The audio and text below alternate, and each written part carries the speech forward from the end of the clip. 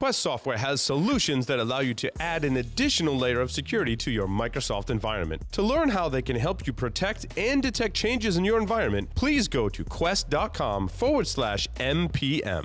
Make sure your team is prepared to fight off the latest cybersecurity threat. IT Pro TV is the resource to keep you and your IT team skills up to date. You can stream IT Pro TV's courses live and on demand worldwide, so there's no need to send staff to off-site training. Their team solution provides access to a supervisor portal for full control over your team's training schedule and group analytics. Visit itpro.tv/enterprise security and use the code ES30 to try it free for 7 days and receive 30% off your monthly membership for the lifetime of your active subscription. To learn more about IT Pro TV's team solution, sign up for a free demo of their supervisor portal.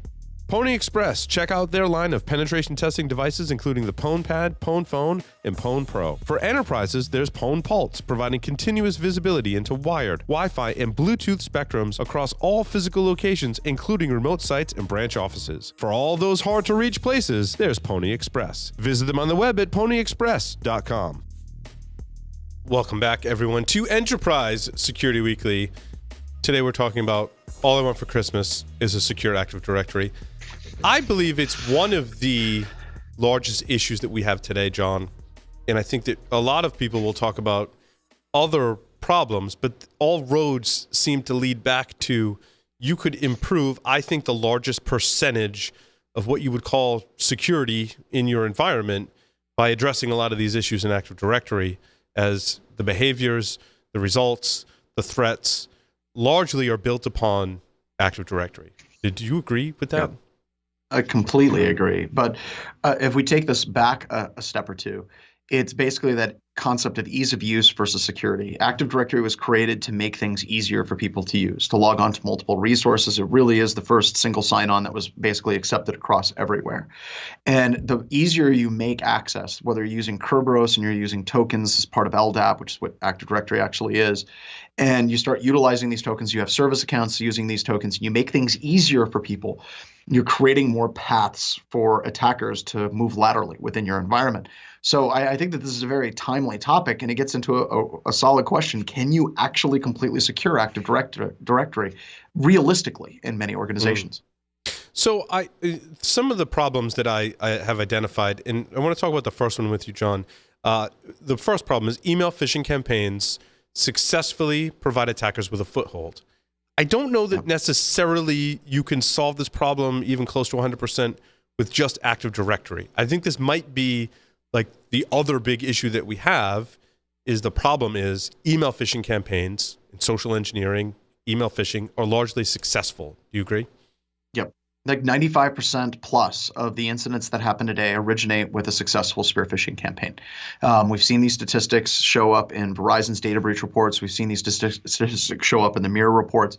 We've been seeing this for a long time, and this number hasn't changed. But I do agree with you. I do not believe that this is something that can be solved in Active Directory. Now, getting into the Active Directory issues, once an attacker gains a foothold, you can gather, I think it's really two things that you gather. You gather credentials, and you gather information or a map of the environment, right? I mean, those are really the two things that we're talking about. Absolutely. And, there's a lot of tools that support that, right? Like you have Bloodhound, you have Death Star, you have PowerShell Empire Share Finder. You have curb roasting techniques by Tim Medine, released at DerbyCon a couple of years back. And all of that can work from just a standard user account in the environment and allow you to move laterally very quickly in that environment. Because once again, the Active Directory environment needs to be open for service accounts. The Active Directory environment needs to be open for the user account to be able to access and enumerate shares that they should have access to, and so on. That's part of how it's supposed to work. Yeah, and those are even separate. The question is, can you actually set up alerts on that? And those are separate steps. Like when I started breaking it down for this segment, I'm like, the first thing is you gather the map and you gather the credentials, and then you can start moving laterally because you know how to get in and you know where to go within the environment, and you have a map of everything. Then the fourth thing on my list was once you move laterally, so now I've moved, right? Like even before I've moved, there's different steps here. I've gathered, now I've moved from one system to the other, moving laterally, as everyone loves to say, lateral movement within what does that mean? I'm on one system. Now I can access other resources in other systems with what I've gathered. And that, I mean, that just shouldn't be able to happen. Now, once I've done that lateral movement, I can access critical data. So it's not just the actual act of lateral movement. It's once I've gone from point A to point B inside the network, on point B, I can get access to whatever I want. There's no other controls stopping me from getting the most critical and sensitive data to the organization. Is that largely true in your experience in your pen test team, John? Absolutely. But it's not necessarily a core failing in Active Directory. It's a core failing in the fact that people aren't keeping up to date with what they should be doing to reduce that. So let me give you an example. Let's say we get access to a workstation, and that workstation has a user share that's mounted to file share 01, right? And on that file share, there's a whole bunch of folders. And my user account usually accesses 4 folders. But there's 3 other folders that were created by systems administrators years ago or by help desk personnel. And they basically said authenticated users can have access to this folder. And then after a while, an administrator loads an Excel spreadsheet that gives you all the user IDs and passwords for the jump host systems on the PCI environment. This isn't something that happens every once in a while. This happens Sounds in like the vast you're talking from majority of a very specific experience there, John. more than one specific experience. And we see this continuously in the organizations that we test. And that's basically just this permissions creep within Active Directory. And it's not the fault of Active Directory. It's really the fault of the people that are using it and allowing these overly pervasive permissions on folders and files. Now, my fifth thing here is you've done all that, right? You've emailed Spearfish, you've gotten on, you've gathered a map, you've gathered credentials, you've moved laterally. Once you've moved laterally, you found all the sensitive information. And you've done all that either without getting caught or once they do catch you, it's too late. Yeah.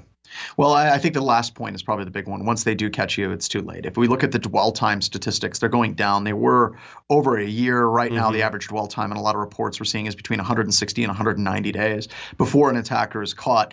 And that dwell time is unacceptable, right? I mean, if a bad guy's been on your network for 160 days, the damage is absolutely done. And they probably have entrenched access into your environment as well. Now, to address the Active Directory security issues, you can try and solve this problem with endpoint detection and response. Would be the first thing. Put something on the endpoint. That's their entry point into the enterprise. Put something on the endpoint that if they are trying to execute some kind of malicious payload, it gets detected, or they're exhibiting behaviors on the endpoint that can be discovered by that endpoint protection software. That would be step one. We all know that there are some huge challenges with that. Not to say that the solutions that are on the market today don't work at all or aren't effective in any capacity. They are. And John, you specifically mentioned vendors such as Carbon Black and others. Endgame is a sponsor. They've got a great solution. Cyber Reason is another one. And even the CrowdStrike and Cylance, they're solving some problems for people as well, although, you know, those tend to bubble up, not so much on our list, but other people's as well. Whatever the case, it's still, obviously, if attackers and pen testers are able to get in, it's not as effective as some of the other things that you can do. Well, and there's things that you can do before you move to those kind of advanced endpoint security products, right? Like one of the things you can do is you can enable some type of whitelisting. It doesn't have to be full application whitelisting, but you could actually enable whitelisting on software restriction policies or app locker using Microsoft Windows. And you can push that out through group policy where you can lock it down by directory. And believe it or not, simply locking it down by directory will make a huge improvement in your overall security if you don't allow things to execute from the temp directory or other random directories on the system. You only allow it to execute from program files x86, and the Windows directory, and then maybe some other ones as well. That'll shut down a tremendous number of attacks. Also, Paul, another one that you can do is enable your firewall, the NetSH ADB firewall. Turn that on and kind of use a policy that says that, you know, the system can go out to the internet. My subnet for servers and maintenance can contact this workstation. Administrator subnets and help desk subnets can talk to this workstation, but the workstations can't talk to each other. If you enable those two simple things with Active Directory, it actually makes your environment far more difficult to break into, and you don't need to spend hundreds and hundreds and hundreds of thousands of dollars on expensive products to do it for you.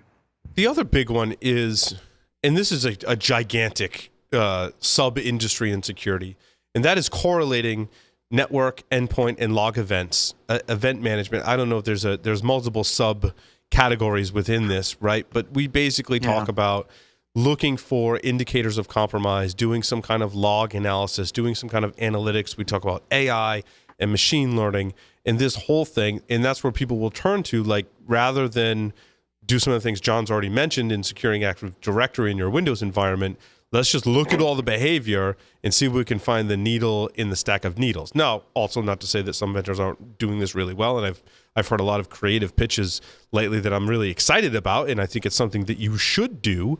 However, your job in doing this becomes so much easier if you do some things in Active Directory to clean up your house, because you reduce the noise. And there's a lot of really cool things that have been coming out lately. JP Cert has a number of tools that they've released recently that'll actually allow you to do some of that correlation as far as what event logs correlate to specifically what types of attacks and what types of activities. JP Cert has just been crushing it over the past couple of months. And then you talked about Endgame. You talked about Squirrel. We talked about them today to be able to correlate that endpoint in the network. And I think that that's critical from the black box perspective, because your computer system, if you're looking at a forensics artifact in and of itself, doesn't tell you the entire story. You need to see, what is this workstation doing on the network? What other workstations is it talking with? What other shares is it accessing, and so on, to be able to get the full picture of what the compromise is doing. And right now, there's not a lot of products that, you can't just tie that into Active Directory. Now, Microsoft will say Advanced Threat Analytics and their new endpoint security product. It's not Advanced Threat Analytics. It's Advanced Threat Protection, ATP, and those are good products as well to look into.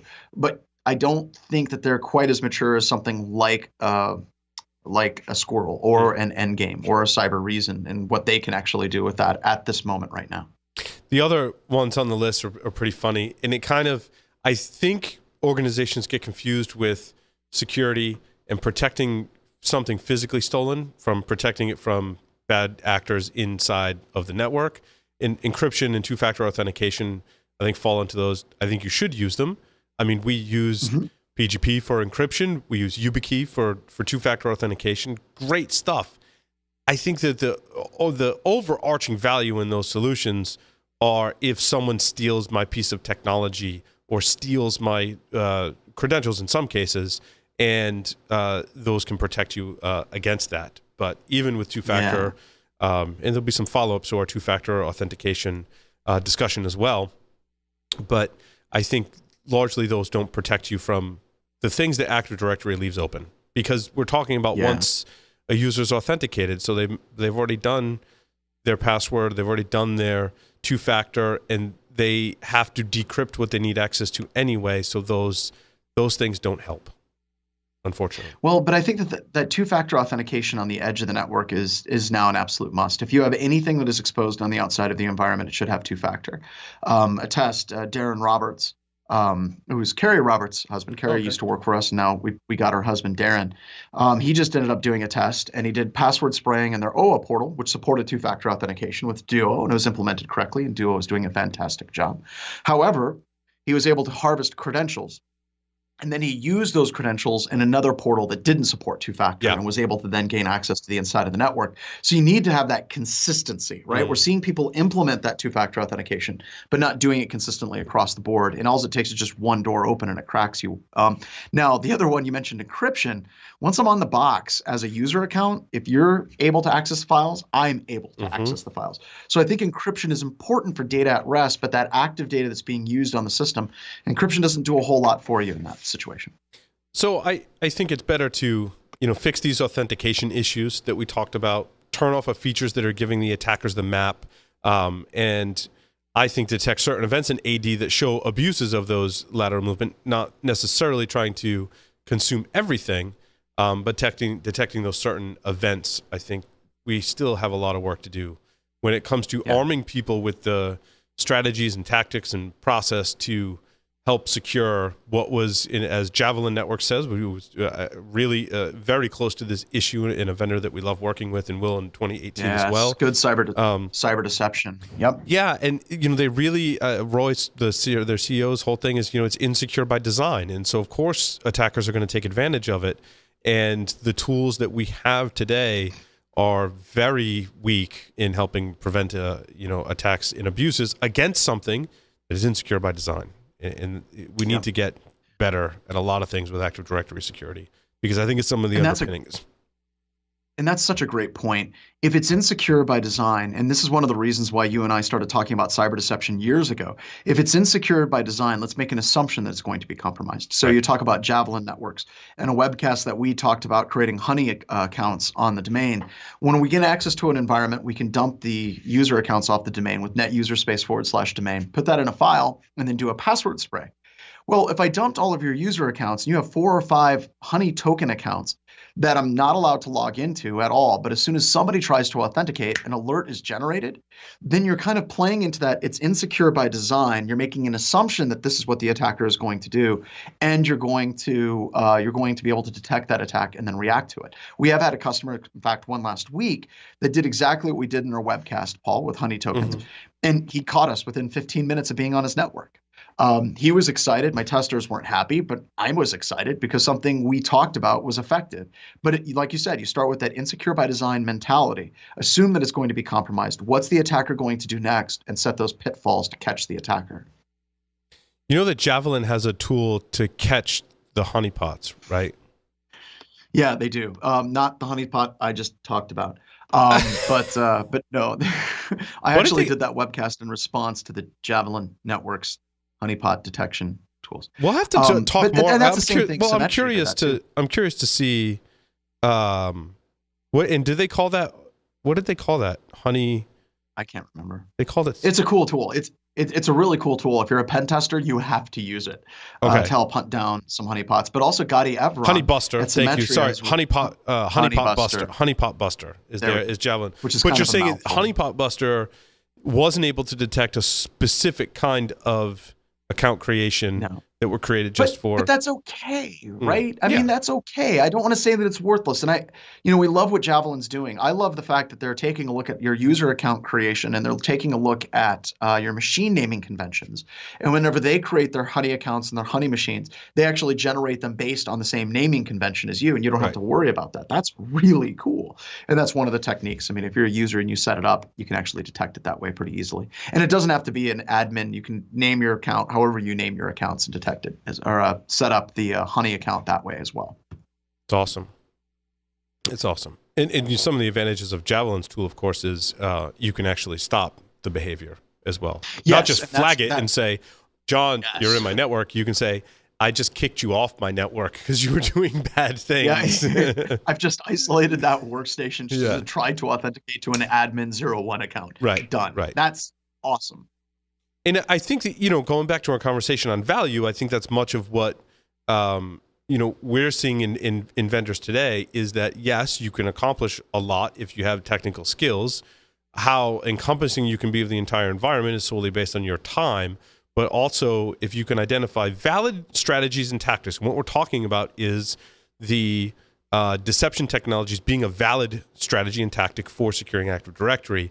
If you can take that as a vendor and add value to that and take it to many new levels, that there's a huge amount of value there, right? And you can do that in a lot of different areas, not just securing Active Directory, but other areas of your organization as well, in that you can, John and I could try and write all of our security tools from scratch if we had to defend a network, and it would work some of the time, but that's not a valid security architecture for organizations today. You need some help, is my point, in doing that. And, I think largely this show will guide the enterprise defenders as to what strategies and tactics work, and then, what you can do on your own and what benefits some of the other solutions have out there. So it's exciting. It's awesome. Well, that concludes this edition of Enterprise Security Weekly. Thank you, everyone, for listening and watching, and we will see you next year. Thanks for watching. Do-do.